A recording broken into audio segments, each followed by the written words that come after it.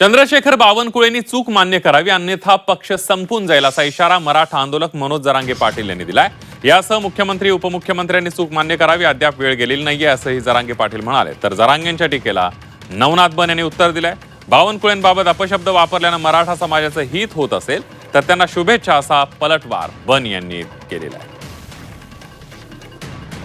तुला आणखीन बी बावनकुळे सांगतो, तू संपून जाशील, तुझ्यामुळे सगळा पक्ष संपल।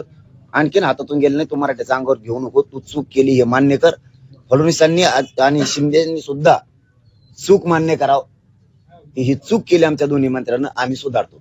एकदम सोपं होईल, आणखीनही तुमच्या हाताच्या बाहेर गेलेलं नाही। लावून धरू नको, लावण्याच्या नादात मराठे तुम्हाला घरी लावते।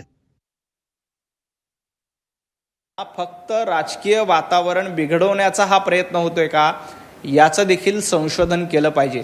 माझी मनोज जरांगे पाटलांना विनंती आहे की आपण माननीय राधाकृष्ण विखे पाटलांसोबत चर्चा करा। काही अडचण असतील तर चर्चेतनं प्रश्न सोडवता येतील, परंतु उठसूट भारतीय जनता पार्टीवर टीका करणं, आमचे महसूल मंत्री चंद्रशेखर बावनकुळे साहेबांबद्दल खालच्या पातळीवरचे शब्द वापरणं हे अतिशय चुकीचं आहे। अशा पद्धतीनं शब्द वापरल्यानंतर जर का मराठा समाजाला न्याय मिळणार असेल तर तुम्हाला मनापासून शुभेच्छा। शिव्या देऊन मराठा समाजाचं हित होणार असेल तर मनोज जरांगे पाटील यांना मनापासून शुभेच्छा, परंतु आपण सरकारसोबत बसून चर्चा करावी। आजपर्यंत जे मराठा समाजाला कुणबीची प्रमाणपत्र मिळाली त्यातले 80% प्रमाणपत्र व्हॅलिडेट झालेले आहेत। त्याबद्दल मनोज जरांगे चकार शब्दांनी बोलायला तयार नाहीत।